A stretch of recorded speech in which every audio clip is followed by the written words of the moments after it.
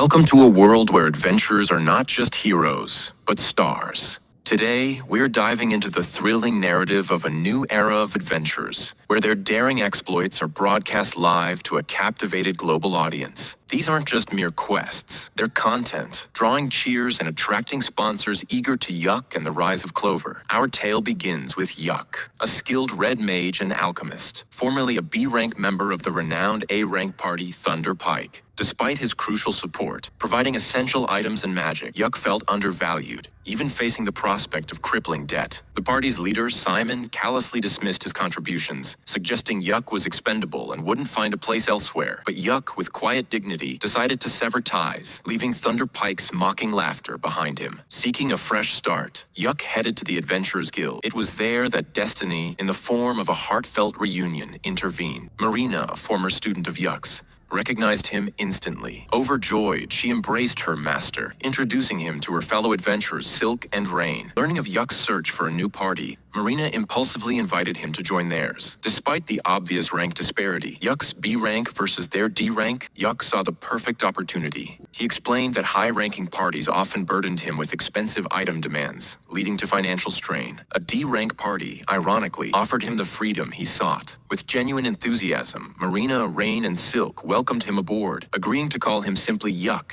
instead of Master. And thus, the Clover Party was born. Clover's first steps. A dungeon adventure. Their first quest as the newly formed Clover Party led them into a familiar dungeon for Yuck. Marina, demonstrating her training, cautiously led the way, checking for traps. Impressed, Yuck took point, revealing hidden dangers with his special detecting lantern. The girls were thrilled, especially when Yuck casually mentioned he crafted the expensive lantern oil himself through alchemy. Deeper within, Yuck sensed an impending battle, soon faced monsters. And Marina, with her enhanced physical abilities thanks to Yuck's 3 simultaneously cast spells, effortlessly dispatched them. Rain, surprised by the speed and chantless nature of Yuck's magic, was in awe. On the second floor, they encountered dead miners. Rain, a priest, began her chants, while Yuck cast a blessing magic, repelling the undead creatures. Rain completed her spell, defeating the remaining foes. But the exertion left her mana depleted. Without hesitation, Yuck cast Refresh Mana, instantly revitalizing her. Rain, astonished, explained that such a potent spell was rare, almost exclusive to red mages, and could elevate anyone to A-rank party status. Continuing their cautious advance, Yuck poured holy water over dead miner footprints, preventing any surprise attacks. Silk, noticing the costly substance, questioned him. Yuck simply smiled, revealing he brewed the holy water himself from undead ashes and alchemy. During a break, Yuck, ever the alchemist, conjured a feast from his magic bag. The delicious, mana-infused meal delighted the girls, with Silk's sharp senses picking up on its unique properties. Yuck, with a playful hint of love, explained it was simply food meant to give them strength. Confronting the boss and a public debut, their journey led them to a 4th-floor monster guarding magic iron ore. When the beast charged, Yuck's magic slowed it, allowing Marina to deliver a swift, decisive blow. The special attack left Marina drained, but Yuck's quick refresh mana spell restored her energy and banished her fatigue. Having gathered most of the ore, Silk noted they still needed more. Yuck, confident, suggested they tackle the floor boss, the dreaded steel crab, to proceed to the 6th floor. The girls were hesitant, aware of the boss's formidable power, but Yuck assured them he would handle it. Arriving at the 5th floor, facing the boss gate, Yuck pulled out a magical camera. Rain wondered if he intended to live stream. Yuck clarified he usually only recorded boss battles, but Marina, seeing the potential, enthusiastically suggested they go live. It was then that Yuck realized they hadn't even officially named their party. Marina, inspired by a fleeting thought, proposed Clover, symbolizing their 4 members. The name resonated, and the Clover Party was officially established. For their inaugural live stream, Yuck initially suggested everyone participate in the boss fight, but the girls, trusting his capabilities, were content to let him handle the steel crab alone. With a collective understanding, Yuck opened the gate and strode towards the formidable boss. In a breathtaking display, Yuck unleashed a flurry of 5 magic spells upon the steel crab, instantly rendering it helpless, unable to see or move.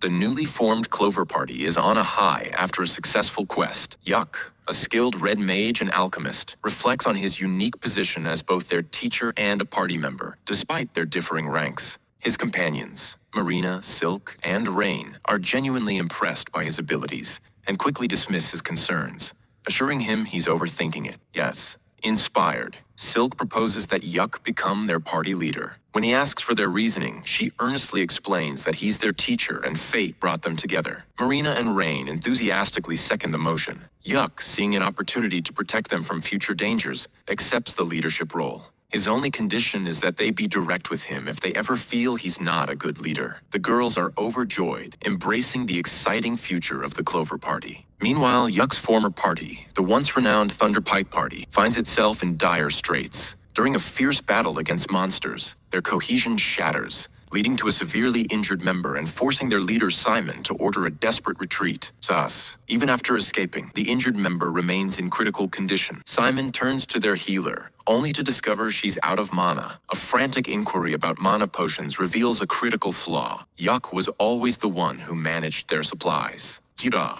Simon then appeals to other adventurers for healing potions, receiving the same frustrating answer. Yuck handled their procurement. Desperate, he approaches a new recruit who joined after Yuck's departure. The new member grudgingly provides a potion, reminding Simon that he bought it himself, as the party's rule now is for everyone to bring their own supplies. The tension is palpable, highlighting the severe consequences of Yuck's absence. The scene shifts back to the jubilant Clover Party, celebrating their successful quest at a local bar. Yuck returns from the guild, having secured their reward and substantial earnings from selling a steel crab's carcass. The group excitedly discusses pooling resources to establish their own party base. Coincidentally, the dejected Thunder Pike Party occupies a nearby table. Simon laments their recent misfortunes, expressing relief that no one died. His frustration boils over, leading him to unjustly blame the new member for their failed quest. The rest of Thunder Pike quickly joins in the accusations. After a heated public argument, the new member, fed up with the scapegoating, declares his departure, mirroring Yuck's earlier exit. Yuck observes their commotion, reflecting on their misfortune.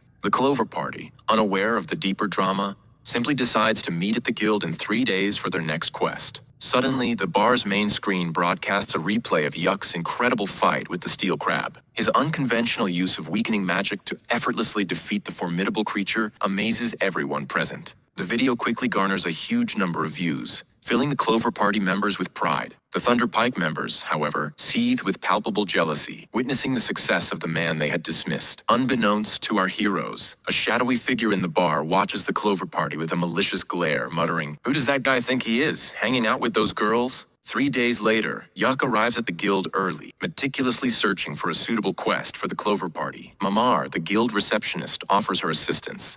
Yuck, confident in his new team's capabilities, explains that he believes the Clover Party can handle a B-rank quest and asks for her recommendations. Mamar points to a specific quest, a C-rank job to collect 3 stones, but with an important caveat. Yuck is perplexed, noting it seems more like a D-rank task. Mamar's expression turns serious as she reveals the reason. A powerful magical beast has recently been sighted in that area. Marina, Silk, and Rain arrive, and Yuck quickly explains the quest. Despite the C-rank designation and the danger, they enthusiastically agree. As Mamar processes the paperwork, Yuck playfully chides them for not listening fully. The girls confidently state they've been to the area recently, but Yuck reiterates the extreme danger posed by the magical beast. They decide to proceed, and a man who had been watching Yuck earlier glares at him with intense anger. The scene shifts again. Yuck is on his way to meet the girls when he senses a presence following him. He deliberately quickens his pace, then abruptly stops to confront the man who has been tailing him. Yuck demands to know what he wants. The man's reply is direct and hostile. "Leave the Clover Party." Yuck calmly refuses,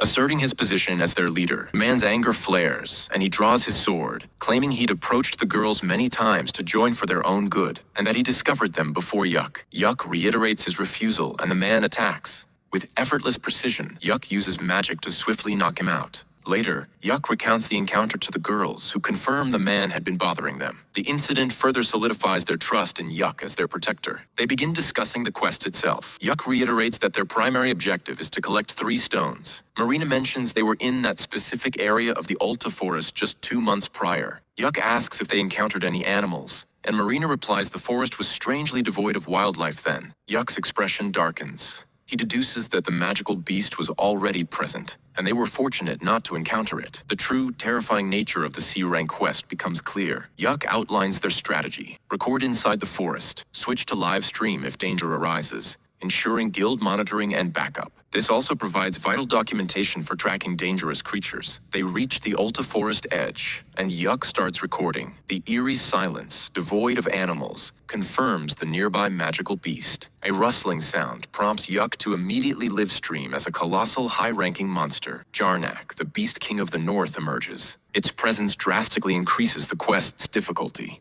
Yuck urges retreat, hoping for guild reinforcements. However, Marina defiantly proposes they fight, suggesting she can sever Jarnak's head if Yuck restricts its movements. Rain and Silk join, and Yuck enhances their abilities. Marina charges but is effortlessly thrown back. Yuck casts multiple binding spells, but Jarnak shrugs them off. Marina rejoining the fight, Yuck realizes he must use immensely powerful magic. He asks Marina to hold off Jarnak briefly. While Marina and Silk distract the beast, Yuck chants a complex spell. As it crescendos, he tells Marina to pull back and unleashes his ultimate attack, the devastating prismatic missile, aimed directly at Jarnak. Yuck's prismatic missile hit Jarnak hard, making black goo pour from its face. It was almost dead, but not quite. Then Rain blasted it with a powerful electric strike, but even that wasn't enough to finish it. Yuck then directed Marina to attack. He enchanted her sword, allowing Marina to deliver a special strike that separated Jarnak's head, finally killing the beast. Yuck thanked the massive livestream audience,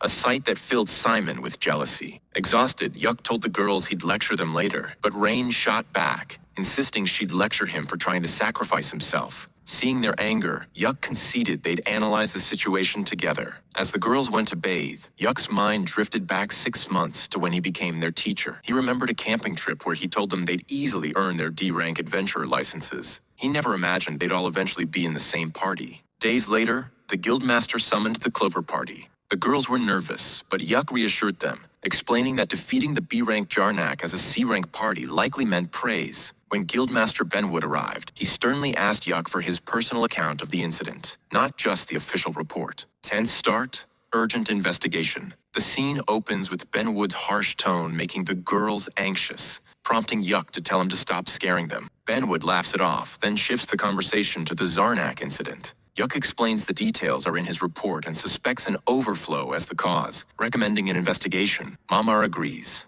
immediately authorizing an emergency investigation quest. Benwood, Marina, and Yuck discuss the phenomenon of an overflow, which occurs when monsters escape their dungeons. Benwood explains that this happens when monsters, whose lives are normally tied to dungeon mana, break free. He then announces an investigation into the overflow, apologizing for the danger the group faced. The girls credit Yuck with keeping them safe, and Benwood commends their capabilities. He specifically acknowledges Yuck's use of the unique spell Prismatic Missile and congratulates her on achieving A-rank adventurer status. Silk declares they have enough money for a party base, thanking Yuck, who, as leader, deflects the thanks and urges them to enjoy their earnings. Later, Yuck reveals his dream, reaching the deepest floor of the Acromax dungeon, which contains the soul-known Abyss Gate, a portal to the underworld. He clarifies he doesn't want to go to another world, but rather, to stand at the edge of this world and see what the rest looks like. The Clover Party is at a bar celebrating their recent promotion. Yuck shares that they were well compensated for their quest, particularly because defeating Zarnak was classified as a B-rank mission.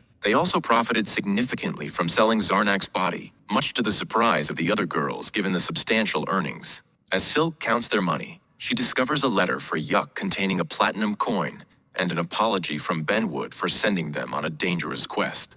Yuck reveals his desire to conquer the Chromatic Darkness dungeon, a feat his uncle attempted but failed. Marina enthusiastically suggests live streaming the journey, but Yuck explains the strict requirements. Government permission and being an A-rank party are necessary to even enter Acromax. Inspired by their resolve, Yuck agrees they will reach the Abyss Gate someday, and they all toast to their shared goal. The Clover Party successfully live streams a monster hunt from a bar, with Yuck thanking viewers. Meanwhile, the Thunderpike Party discusses Yuck's rising fame, with Simon attributing it to his looks and perceived arrogance since becoming A-rank. Simon also laments his own party's struggles with retaining new members. The Thunder Pike Party wonders about Jamie's poor performance and absence, unaware she's watching the Clover Party's stream. Meanwhile, they consider bringing Yuck back, acknowledging his past loyalty and positive impact on their quest success. They believe addressing his past financial issues might entice him to return, with Simon agreeing it's best to reconcile Simon's offer to Yuck. At the guild, Simon intercepts Yuck and asks to speak privately, sending the other Clover Party girls ahead. Simon then invites Yuck for a drink and to rejoin the Thunder Pike party, but Yuck, citing fatigue from a dungeon run, firmly refuses both offers. The girls overhear their exchange. Yuck rejects Simon's offer. Simon attempts to sway Yuck by reminding him of his Abyss Gate dream, emphasizing that Thunder Pike's A-rank status and government connections are essential for achieving it. However, Yuck firmly refuses,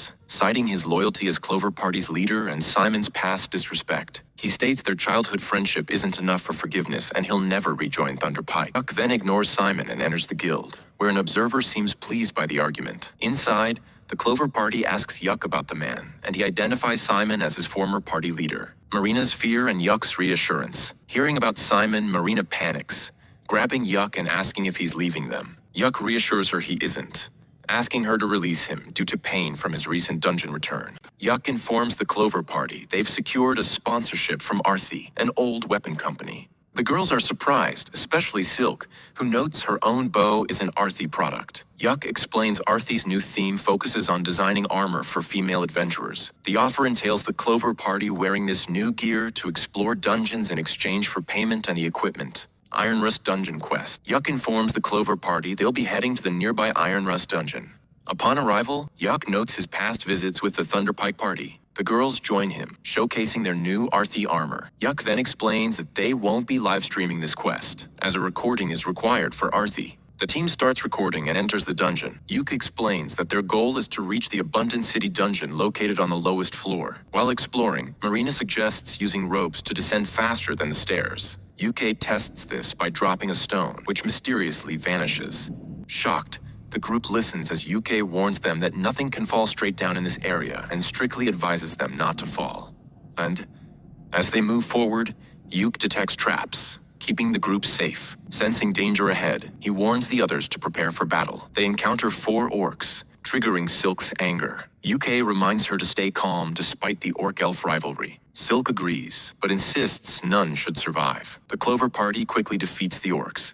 After the battle, Yuki checks if Silk has calmed down. She apologizes for losing control, and Yuke reassures her, saying he understands as she's an elf and dismisses the Dark Elf betrayal as mere superstition. Silk appreciates his support. Marina then gives Yuke an item from the orcs, a damaged Memorandum of Revelation, which can unlock a hidden ability or secondary job. Yuke says he can repair it with alchemy, and they choose to use it on Marina. And a chest appears, and later the group is seen eating. Rain is excited as the chest contained a magic bag, which the party agrees to give her. After their meal, they continue exploring. Silk asks about a floor boss, and Yuke explains that one used to guard the gate to the Abundant City dungeon, but it hasn't been seen in a decade. It was once protected by shadow stalkers. Yuke explains that shadow stalkers are described in books as black statues with glowing eyes. Marina spots one nearby, and Yuke confirms it. Silk asks what to do, and Yuke says it likely can't reach them. Suddenly, the Shadow Stalker jumps down, breaking through a barrier. The Clover Party battles the Shadow Stalker.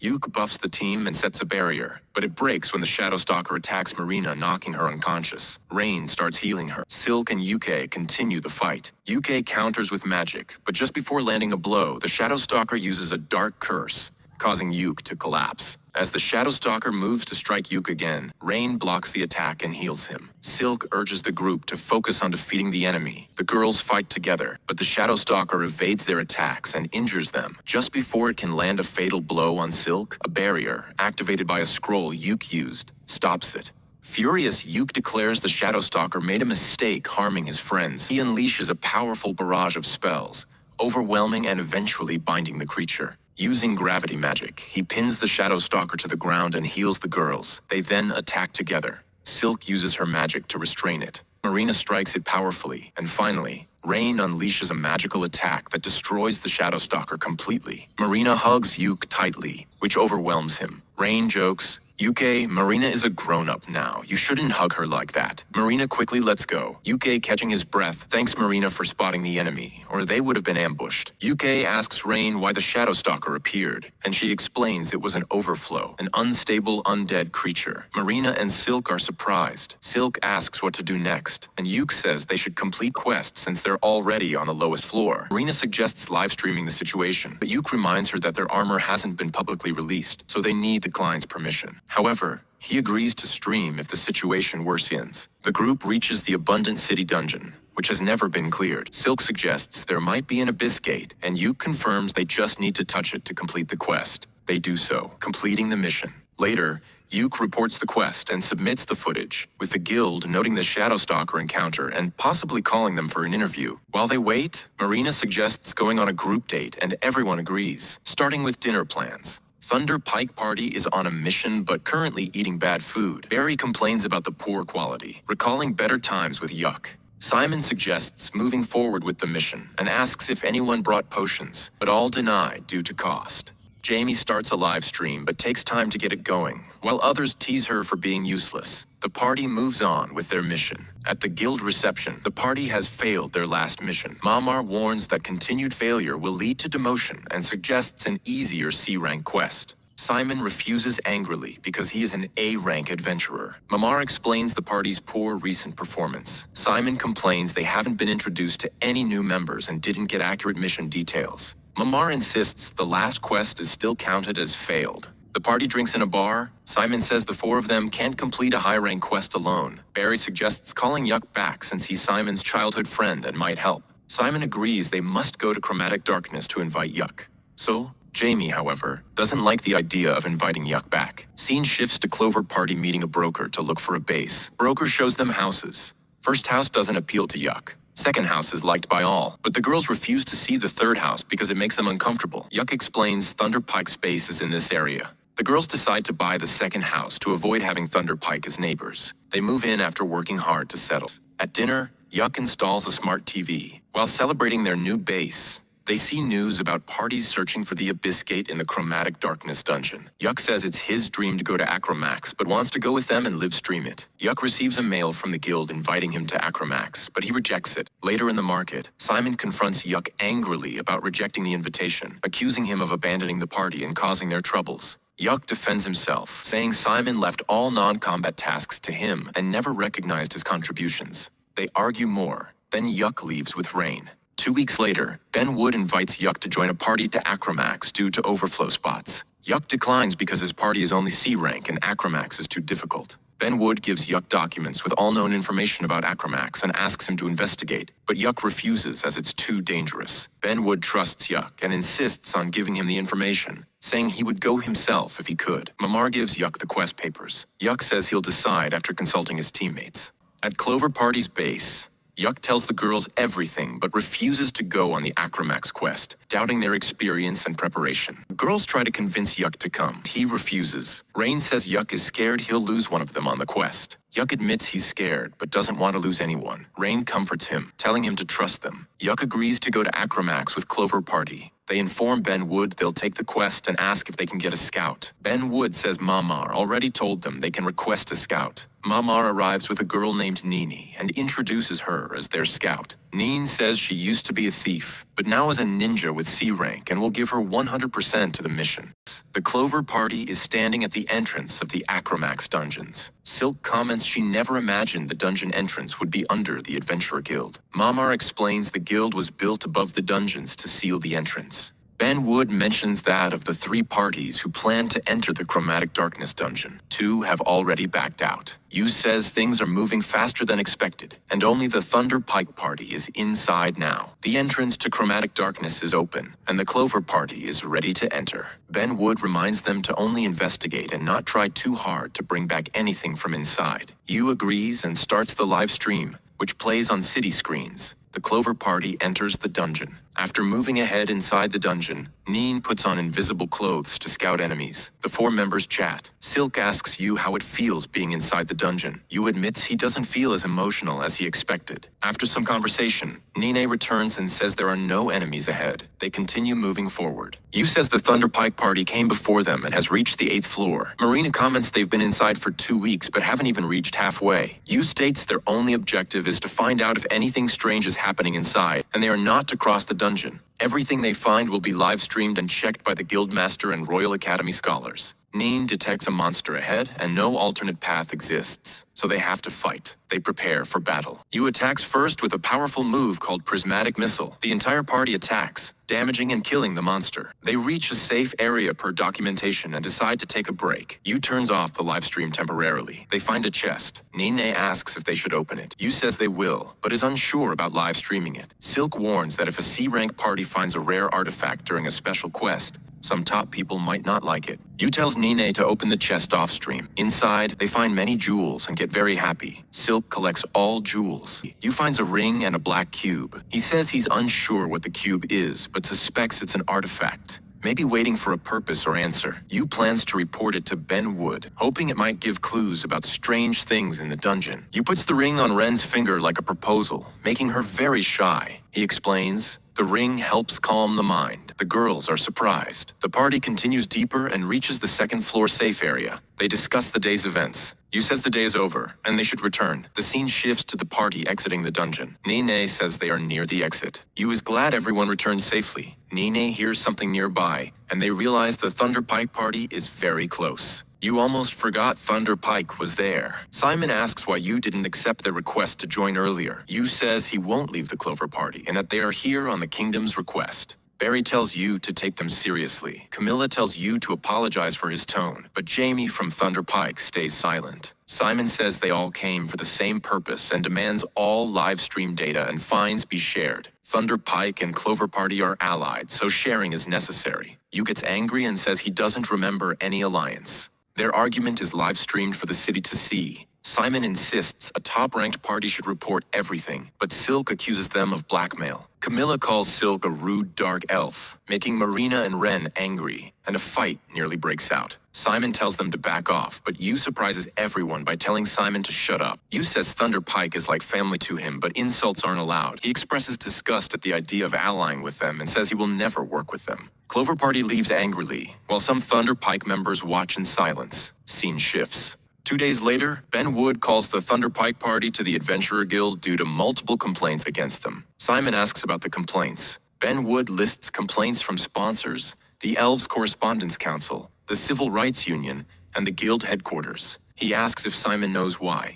Simon says insulting an A-rank party by a C-rank party is the bigger problem. Ben Wood angrily interrupts and throws Simon aside. Ben Wood says Simon doesn't understand the gravity of his mistake. Simon dismisses it, insulting the party for having a wild, dark elf. Ben Wood throws a knife that narrowly misses Simon's face. He says Simon's use of obscene language against a dark elf damaged the kingdom's reputation. Ben Wood says Simon's attitude is an issue and he must apologize, leave adventuring, or face consequences. Simon is left shocked. Simon complains about having to apologize and blames Yu for trapping them with the livestream. A man who Yu once beat appears, chasing Clover Party girls. He offers Simon a plan to get revenge and rise back to the top. Simon is intrigued. Simon smiles and says he wants to know more. Marina is telling Yug that she has figured out how to use the black box, a magical cube, but needs his help. Yug asks if it's an artifact that needs an alchemist and wonders what he must do. Marina says he must think about her and tell the box everything he knows about her. Yug concentrates on Marina, and the black box transforms into a samurai sword.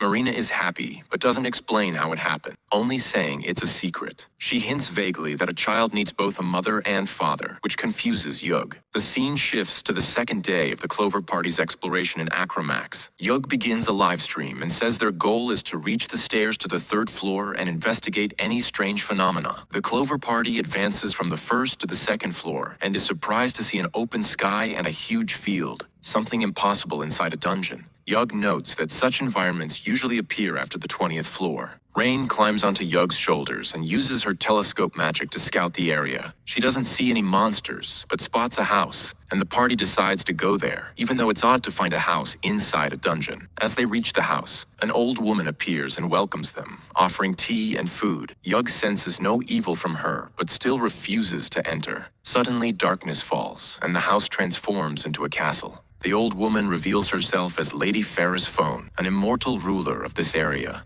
Yug recognizes her as a goddess who manipulates life and death. She says no one will leave alive. But Yug kneels and speaks a line from an old tale which impresses her. Lady Ferris Phone gets close to Yug and curses him, leaving a mark on his face. The party runs away while the area starts draining their mana, but they manage to escape to a safety zone. Exhausted, Yug ends the live stream. He notes that the place drained all his mana, and even refreshed mana won't work now. Nine shows him a mirror, and he confirms the curse mark. While eating, Yug tells the girls that the line he spoke to Lady Farah's phone came from a story where the main character survived. He believes she spared him because of this. Yug explains that the realm ruled by Lady Farah's phone is upside down. Day is night, youth is old age, etc. He suspects the chromatic darkness in the dungeon is causing these strange phenomena. Rain asks why he blames chromatic darkness. Yug says it contains the Abyss Gate, which might connect this world with another, and that the gate is copying things from other worlds into the dungeon. The girls are surprised. Yug adds that according to the records, they are already on the 30th floor, meaning Acromax stairs have skipped many levels. Yug suggests using a scroll to exit the dungeon, but the girls insist on resting first because they are low on mana. Using the scroll would consume a lot of Yug's mana. They rest, but Yug wakes up to find himself and his teammates tied up. Simon kicks Yug and reveals that all the girls are also unconscious and restrained. Yug asks Simon what he's doing. Camilla says they only put the girls to sleep. Barry points out the slave collars on the girls. Simon says a sponsor gave them the collars and hates Yug. Simon says with the collars, the girls will obey any command. Yug warns that this is criminal, but Simon offers a deal to avoid trouble. He shows Yug an official document and asks him to sign it. Thunder Pike Party tells Yug that signing the paper means Clover Party requested an alliance and accepts blame for previous offensive remarks against Alps. Yug refuses to sign. Simon threatens to let Barry abuse one of the girls if Yug doesn't sign. Yug says he will sign if they let the girl go, which angers Simon, who starts beating Yug. Simon says he'll order the girl with the slave collar to kill the Dark Elf as proof of his seriousness. Barry tells Simon to let him have his fun first. Yug gives in and agrees to sign. Just as Yug is about to sign, an earthquake stops everything. Yug senses something strange, but Simon ignores him and insists he sign. A second quake hits, and the ground beneath them breaks. They all fall, but Jamie uses fall control magic to save herself and the Clover Party. They land safely, but Thunder Pike Party members are badly injured. Simon is angry at Jamie. Then, a group of monsters, orcs, appears. Jamie quickly grabs Yug's magic bag and returns it to him. Yug starts to defend against the orcs. Meanwhile, Jamie uses wake-up magic to revive the girls and free them from their restraints. Rain starts fighting the monsters. Yug prepares the scroll of exit and tells everyone to come close. He also tells Jamie to bring Simon and the others. Jamie asks why Yug wants to save the bad guys. Yug replies that punishment is the law's job and they can't let them die here. Simon holds a sword to Rain's neck, attracting the orcs' attention. Marina and Silk have to fight them off. Yug realizes he can't use other magic while the scroll is active.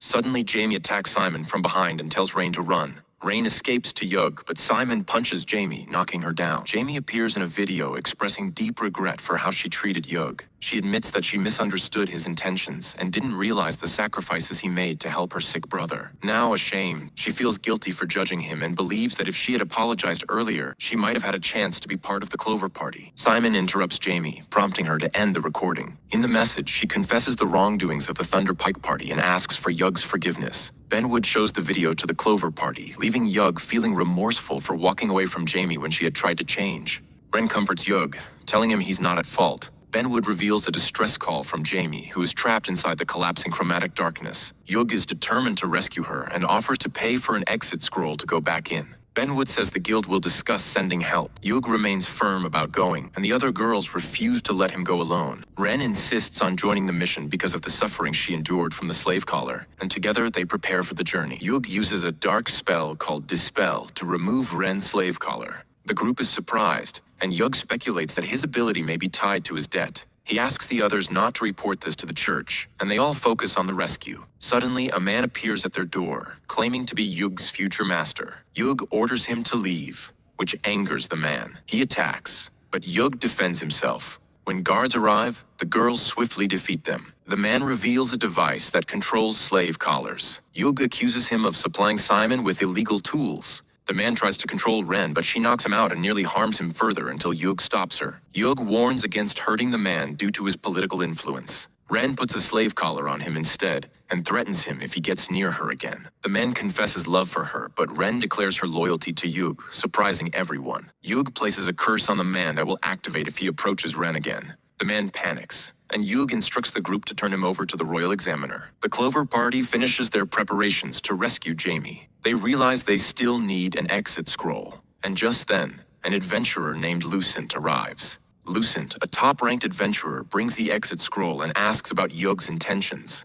After hearing that Yug wants to save a friend who risked her life for them, Lucent gives him the scroll, impressed by his resolve. At the dungeon's entrance, Benwood warns that re-entering the chromatic darkness without permission is illegal. Yug accepts the risk, saying that a true adventurer never leaves a friend behind. Benwood questions how they'll find Jamie in such a chaotic place. Yug theorizes that the dungeon sends adventurers based on their subconscious desires, which might help lead them to her. Benwood agrees to provide backup. The Clover Party dives into the dungeon, quickly conquering the first floor as Yug concentrates on Jamie's safety. Deeper in the dungeon, they reach a new area and follow a trail of blood that eventually leads to an injured and unconscious Jamie. Simon appears, now transformed into an undead version of himself. Silk senses the dark energy, and Yug realizes Simon has used a cursed artifact to survive. Ren confirms Simon willingly became undead. Simon threatens to kill Yug and the others.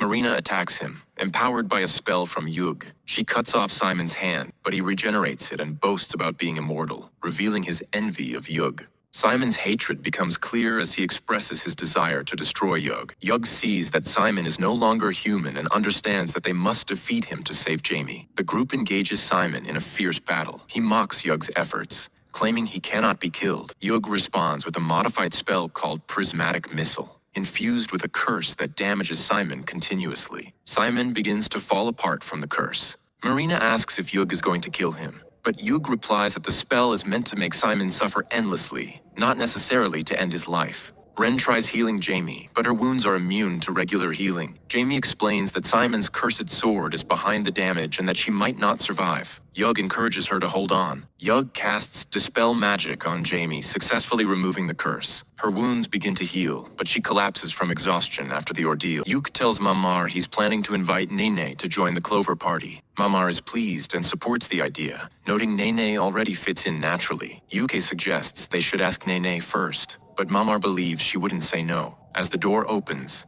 Nene tumbles in. She had been eavesdropping. She claims she was just delivering a message from Silk. Caught listening in, Nene is scolded gently by Mamar. Yuke then directly asks her if she wants to join the Clover Party. Without hesitation, Nene joyfully agrees. Mamar hugs her, expressing both sadness at her absence and happiness for her new start. Nene gets emotional and delivers Silk's message to Yuke. After reading the message, Yuke suggests they visit Jamie. They find her in the library, skillfully organizing books. Yuke notes the room used to belong to Ben Wood, who abandoned it when it got out of control. Jamie estimates it'll take a week to sort everything, impressing Nene with her dedication. Jamie thanks Yuke for helping her get a job in the guild, even though he denies any credit. She's grateful not just for the opportunity, but also for the medicine he provided for her brother. Yuke explains Silk summoned her to the Clover base for a task, and the trio heads out. On the way, Jamie appreciates the lack of snow in the area. Yuke reminisces about snowy days from his childhood, playing with Simon. The memory leaves him melancholic, which Jamie notices. Yuke brushes it off as just a thought, and they continue walking to the base. As they arrive at the Clover base, Yuke lets the girls enter first. They're surprised by Marina, Silk, and Rain, who warmly welcome them with a party. Yuke admits he feared they'd figure it out ahead of time. Jamie feels tricked, and Nene finally understands why Silk sent the message. Yuke announces the welcome party was for both Jamie and Neen. When Jamie seems hesitant, he asks if she's uncomfortable joining. Jamie admits guilt over her past actions with Thunder Pike, but is reassured by Silk and the others that she belongs now. Overwhelmed, Jamie sheds tears of relief. The party ends, and Yuke walks Jamie home. Along the way, they talk about the good times with the Thunder Pike group. Yuke regrets not handling things differently. Jamie insists it wasn't his fault, and that others in the party were to blame. She looks forward to a new chapter with Clover. Back at the base, Yuke finds Rain, who explains the others went to help Nene move her things. Yuke helps with dishes, and Rain jokes it feels like they're newlyweds. Yuke is surprised, but she teases him more, asking if he'd like to see her in an apron every day. Yuke admits he's confused about his feelings. Rain kisses him, saying it's how she feels right now, and he can respond when ready. It should have been me, not him! Time jumps ahead 1 month. The suspension on Clover Party is lifted, and they're now eligible to take on missions again. Yuke visits Mamar, who informs him about a newly discovered dungeon, the first in 10 years. She suggests the Clover Party should be the first to explore it, as it could be their big comeback. UK decides to consult his team before giving a final answer. Back at the guild, UK keeps the news to himself for now. Marina, Rain, and Silk all sense he's hiding something. Though he initially plans to reveal it during dinner, he ends up telling Silk early, explaining the kingdom wants Clover to investigate the new dungeon first. Silk agrees that the quest would be a perfect return for Clover and promises to support Yuke's decision. He heads to the guild to finalize the quest while Silk starts preparations. Before leaving, she asks him to inform Jamie that she and her brother are welcome to join the party tonight, celebrating Clover's comeback. Clover Party gears up for their upcoming mission, which involves traveling to Dew City located in the Simil region. The journey is expected to take around 2 weeks. Upon completing their 2-week trip, they arrive at Dew City and find themselves amidst a lively market bustling with many adventurers. Rain notices the large crowd of adventurers and comments on it, while Yug explains that word of a newly discovered dungeon has spread far and wide, drawing adventurers from various nations. The group asks Yug about a cluster of people dressed similarly. He explains those outfits are traditional to the Celeria region, where clothing styles denote social ranks. Marina admires the distinctive Celeria attire and asks if Yug can make matching outfits for their team. The other girls get excited about the idea, and Yug agrees to help create them. Nini announces they've reached the Adventurers Guild. The group enters, and Yug and Silk prepare to meet the guildmaster, telling the others to rest. Alice and Yug are introduced to Manila, the guildmaster, who appreciates meeting courteous young adventurers. Yug introduces himself as Clover Party's leader, with Silk as his deputy. Manila asks if they have information about their quest. Yug shares they learned some details from Ben Wood, and Silk requests additional information to assist with dungeon mapping. Manila offers to provide maps if needed, but mentions it isn't compulsory. Silk inquires about the items and monster materials they might find, and Manila confirms these will belong to the party after being examined. Manila warns them about potential dangers within the dungeon. Yug is wary of her tone, and Manila advises against distrusting experienced elders, catching Yug off guard. She explains that her caution comes from experience, especially when adventurers travel with women. Yug apologizes for being skeptical, and Manila accepts, referring to them as future partners. They talk about entering the dungeon after taking a few days to rest. Manila shares she once belonged to this party and was the first to explore the dungeon's deepest level. Manila hands Yug a map and informs them that accommodations have been arranged. While Yug and Silk thank her, the other girls get into a disagreement at a nearby pub. The girls encounter a confrontation with some men speaking Simil Neon. Yug intervenes, using broken Simil Neon to joke that the women are his wives, which diffuses the tension. The men retreat. Rain feels embarrassed, and Marina asks Yug what he said. He explains he called them his family and companions to calm the situation. The onlookers disperse after the confrontation. Yug remarks they could have stood up to the men more firmly rather than just watching. Marina recalls one man touched her shoulder, nearly provoking Silk and Nine to retaliate. Yug humorously says the men should be grateful to him. On their way back to the hotel, Yug explains that in Similria, women's roles are limited to housework, with men holding dominant positions and treating women like possessions. Marina and Silk reflect on how their earlier show of strength intimidated the men, making them less aggressive. Yug explains local laws enforce punishments proportional to offenses. Marina realizes Yug acted protectively by speaking as if he owned the women. Yug admits his translation isn't perfect, but believes the men understood his intent. Rain teases Yug about his flawed Simil language, making him puzzled. The group enjoys their stay at the hotel, and after resting for 2 days, they hold a meeting to prepare for the upcoming mission. Yug announces that they will enter the dungeon the following day, which is located near Lake Ryan. Silk states their approach will be similar to their previous adventure in Chromatic Darkness, and they plan to live stream the quest. Yug explains that after reaching the 5th floor, the dungeon may become accessible to the public, so they need to thoroughly investigate any threats. They discuss potential monsters based on the dungeon's environment. Silk mentions that the quest is a competition with other adventurer parties. Nene asks which other parties are involved. Yug names the Full Bon and Misty parties, both rated B rank along with their own Clover Party. Yug notes that Clover Party won't rush aggressively since the other parties have more experience, and it isn't worth risking injury. The Clover Party continues discussing the mission details. The next day, the group arrives near the dungeon. Manila points out the command center tent where Royal Academy personnel will monitor their progress. Marina asks about the dungeon's name. Manila says it hasn't been named yet, but the party might earn the right to name it if they perform well. The girls feel honored by the possibility of naming the dungeon. Once they reach the entrance, Yug starts a live stream. Yug greets their viewers and announces the start of Clover Party's mission. Fans fans express excitement about their return. The girls explain the dungeon is new, marking the team's comeback, and they ask supporters to cheer them on. Yug tells the group this will be their first quest since returning and encourages everyone to enjoy the experience. Clover's party has entered the dungeon, and Neen, acting as their scout, goes ahead to explore further while the others wait behind. When Neen returns, she tells the group she saw something unfamiliar deep inside, which catches Yug's attention. Outside the dungeon, people from the Money Royal Academy are watching their live stream, while inside, Neen reveals a strange creature made of chains. Yug decides to attack the creature and casts a spell to boost everyone's strength and stamina before they launch repeated attacks. Despite their efforts, the creature is barely affected, especially by magic, and the fight continues for some time. Marina delivers a powerful strike that finally defeats the creature. Yug asks Silk and Rain what kind of creature it was, and Rain guesses it was magical, but not purely so. That Silk agrees and suggests it seemed like an undead being infused with some life force. Yug picks up parts of the creature and says they must rely on the Royal Academy's scholars to identify it. While collecting the creature's remains, they find a ring that Yug examines using his skills, but he can't determine its exact purpose. They decide the scholars must study the ring further as they prepare to move forward, with Nine scouting ahead again. Marina expresses her belief that the creature was once human, based on her combat skills that let her sense what she strikes. Yug is puzzled by Marina's comment, but is soon interrupted as Nine returns with new information.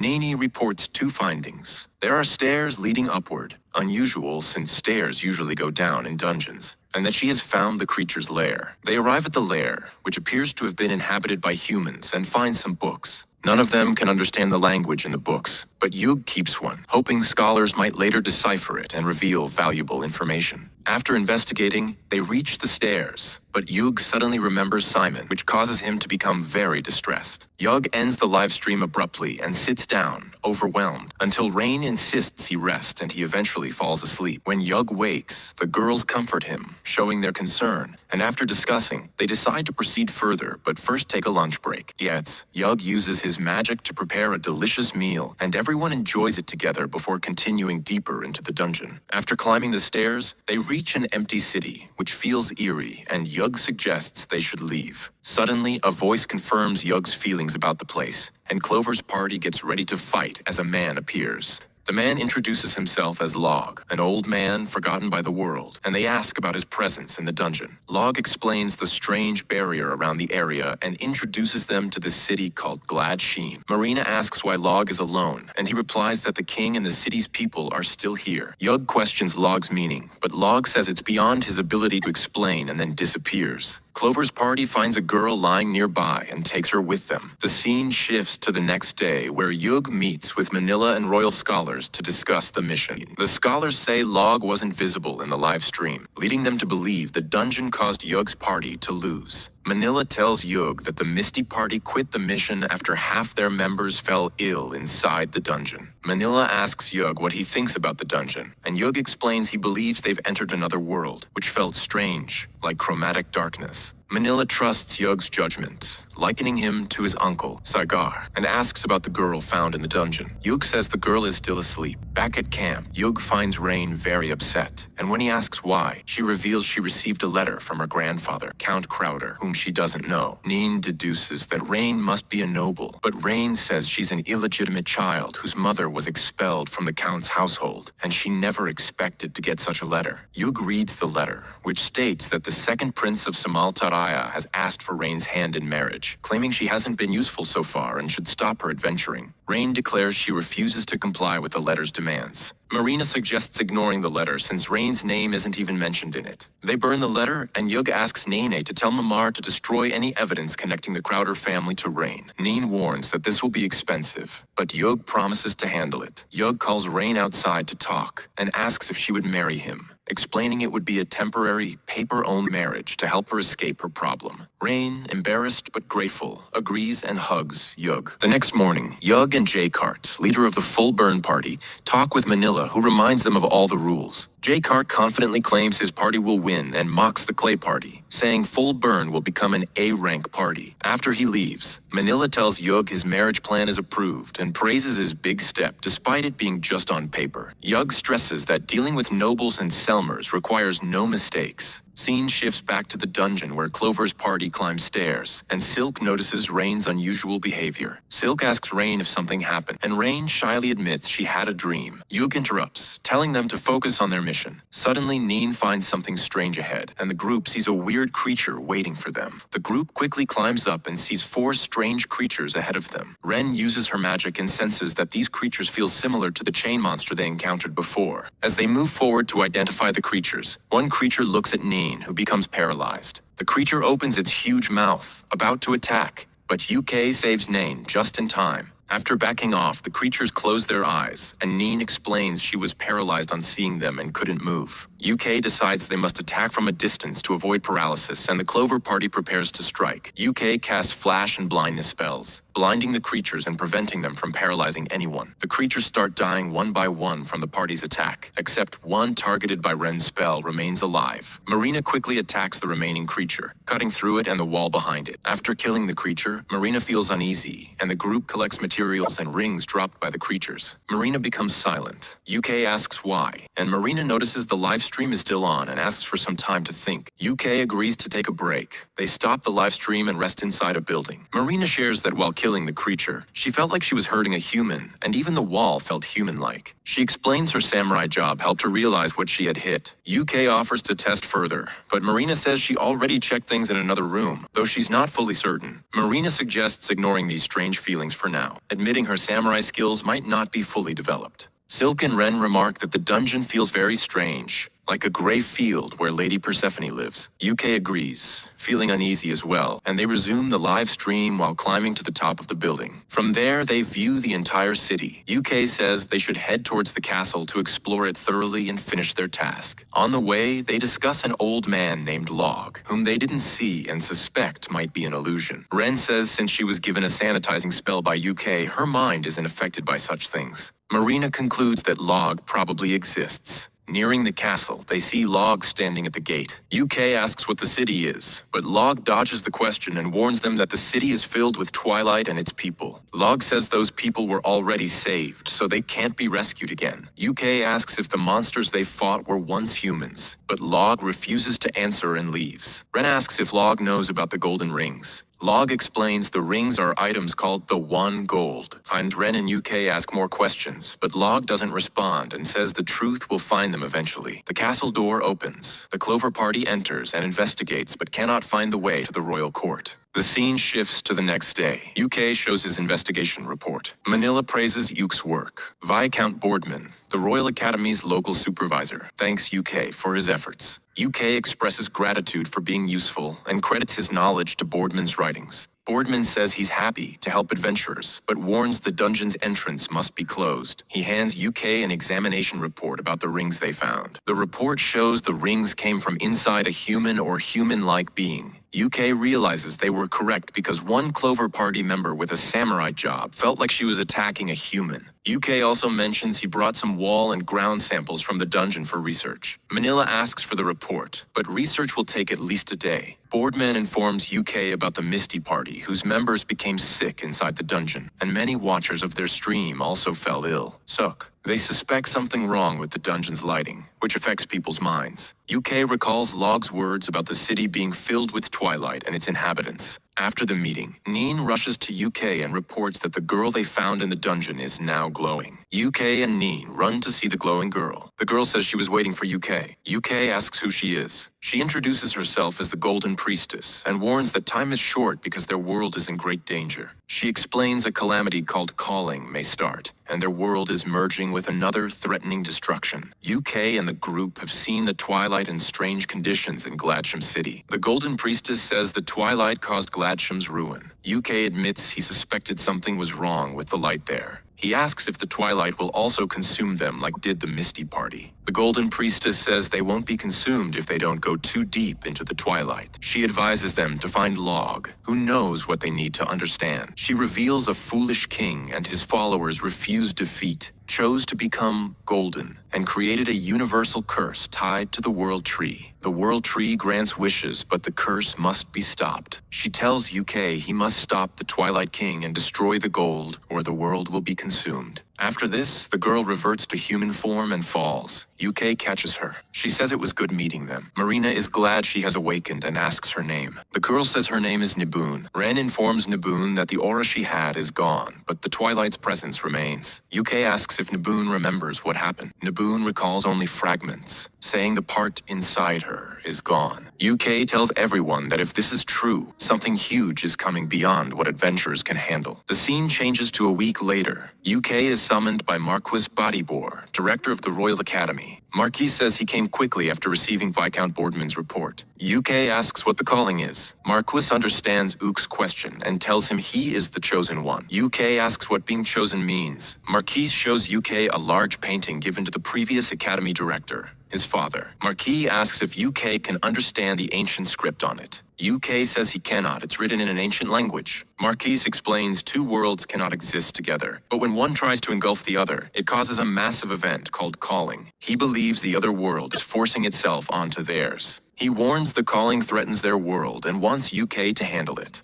Marquis points to a hero in the painting and tells UK he must save the world and be that hero. Yuck is hesitant about becoming a hero despite Marquis suggesting it. Marquis warns that if Yuck refuses, someone else will be chosen. Yuck asks for more time to think. Yuck tells Rain about his meeting with Marquis. Rain is excited, but Yuck feels stressed, unsure about being capable of saving the world. Rain reminds Yuck that the Golden Priestess believes only he can do it, and encourages him to focus on being an adventurer. Her support lifts his spirits. A few days later, Marquis gathers various parties, including Clover, to explain a joint mission. Zakhard questions why the lower-ranked Clover party is involved. Marquis explains that Clover earned a temporary A rank by exploring a tough dungeon. Zakhard dismisses this, saying his party could have done it easily. Lucent defends Clover, warning that underestimating the dungeon is dangerous. A conflict starts, but Morona intervenes, asking them to focus on the mission. Zakhard leaves. Marquis privately tells Yuck that keeping the hero issue secret was wise, as Zakhard would have made things worse if he knew. Clover Party discusses strategy. Silk says they haven't found a way into the palace. Rain suggests Nibaran may help since she's connected to the castle. Yuck agrees. Lucent joins the discussion and, after Yuck explains their plan, agrees to protect Nibaran. He warns that if the plan fails, they'll extract her quickly. Yuck agrees. The parties enter the dungeon and arrive in Gladsheim. At the palace gates, they meet an old man, Log.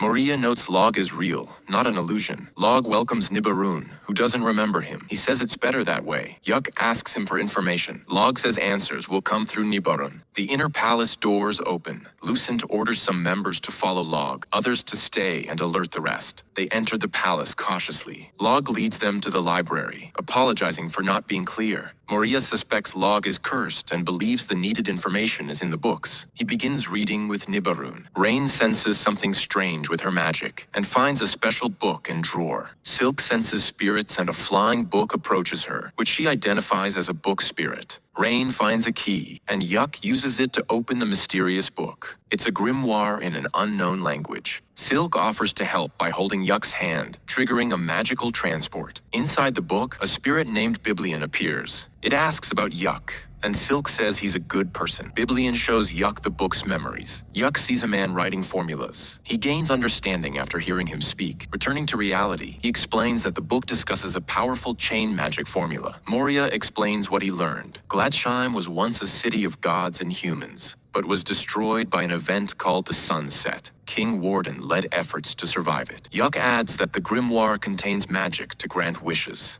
A magician once tried to use it to fix the world instead of escaping. Moria asks about the outcome. Yuck feels unwell and says he'll explain more later. As they leave the dungeon, he reflects that Gladsheim's current state is the result of King Warden's wish, powered by gold. A meeting is taking place. After receiving information from an adventurer, Marquis discusses the idea that the dungeon is actually a city called Gladshim from another world. Its king, Vordan, used special magic to transport the city to other dimensions. But now the city is overrun by monsters, and the people have vanished. UK explains that the monsters are actually the transformed residents of Gladshim. He places a ring found in Gladshim on a tool, and when Rain uses her magic, an image appears showing the moment when Gladshim was taken over by Sunset. UK says the rings store information about Gladshim's people. King Vordan decided to transport the city to another dimension, but because it's difficult to transport humans, he tried turning them into non-human forms. Moraria calls this plan madness and believes the king was influenced by Sunset. You see, Moraria shows a book with an item called 1 gold, which was with King Vorden. Yuke says 1 gold fulfilled the king's wish and gave him golden rings. The king gave these rings to his people to help them travel between dimensions. But due to flaws in the magic and Sunset's influence, everyone turned into monsters. Yuke reveals that the priestess told him they must stop the Twilight King and destroy the gold, or else Twilight will consume the world. Marquise gives Yuke the duty of a hero to accomplish this task, and Yuke agrees. After the meeting, Yuke and Rain are stopped by a man who gets out of a carriage claiming to be Rain's uncle. He says he sent her a letter and wants her to come with him. Yuke intervenes, suspecting the man is lying, and knocks out his guards with magic. The man introduces himself as Brand Crowder, a representative of the Count Crowder family. He claims Rain is Renice de Mit, daughter of the current head of the family, and that her marriage has been arranged with the royal family of Salmontaria. Yuke questions the man's claim and accuses him of trying to sell Rain for profit. Brand says there's nothing wrong with that, and Renice will gain the title of queen. Rain refuses, uses magic to blow off his hair, and asserts her identity as Rain from the Clover Party. Brand, humiliated, flees in his carriage. Yuke tells Rain they were right to destroy all evidence proving she was the Count's daughter. Meanwhile, Brand reaches the Prince of Salmontaria and informs him of the situation, saying Renice is now an adventurer. The prince mocks Brand, questioning how his kingdom is run. He suggests spending time with Renice's female companions and offers Brand 5 times the original reward if he cooperates. Brand agrees reluctantly. Yuke explains the full plan to the group. They must enter the dungeon and destroy 1 gold. After the meeting, Marina and Nay go to the market for supplies, while Silk and Rain force Yuke to a hot spring to help him relax.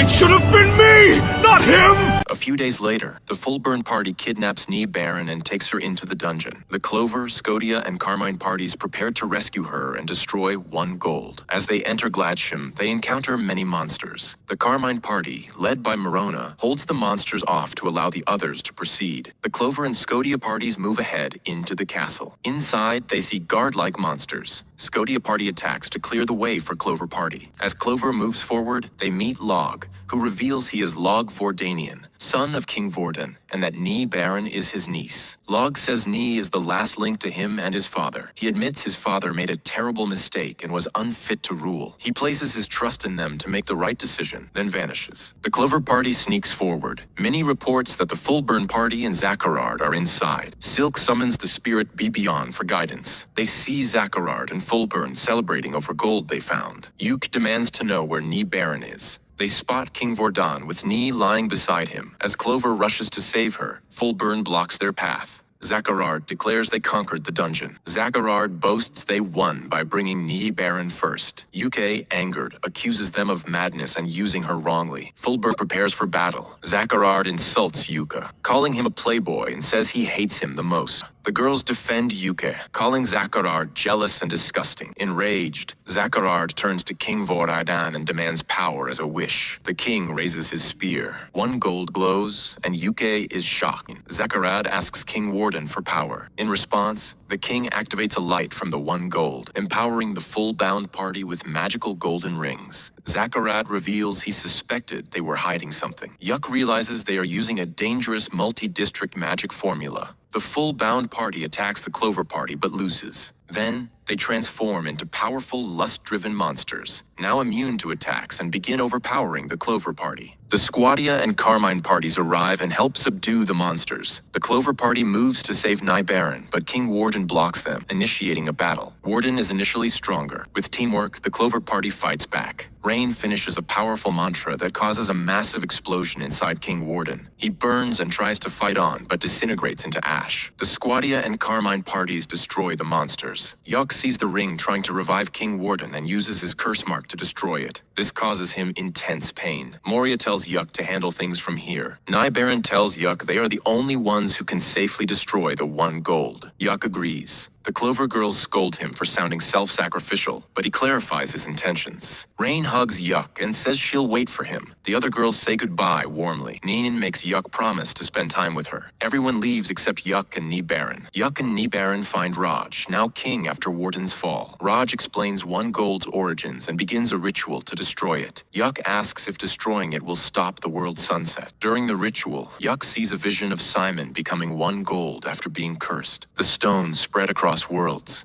Yuck wishes for Simon's peaceful death, causing the stone to crack. Raj wishes for Nye Baron's happiness. One gold is destroyed, restoring the world. Raj says goodbye and vanishes. Yuck and Baron leave together. A week later, Yuck hasn't returned. Bran Crowder tells Rain about the secret compass and that Prince Mastoma has it. Rain agrees to go see the prince with Bran. Yuck hears Rain's voice and finds light guiding him out of the dungeon with Baron. They reunite with the Clover Party. Yuck is surprised to learn 2 weeks have passed, suggesting time flows differently inside the dungeon. Silk informs Yuck that Rain had gone missing to find him, leaving a letter. Yuck decides to retrieve her. At a checkpoint, Yuck is allowed in, but Nene is stopped. Yuck meets Prince Mastoma. Rain appears, hugs Yuck, and reveals she made a bet with the prince. If Yuck died, she'd become his. She was sure Yuck would survive. Bran Crowder is arrested for betraying the prince. Mastoma says he needs to clear a dungeon to become king and seeks the Clover Party's help, revealing a secret dungeon in his country. Rain and Yuck walk back together.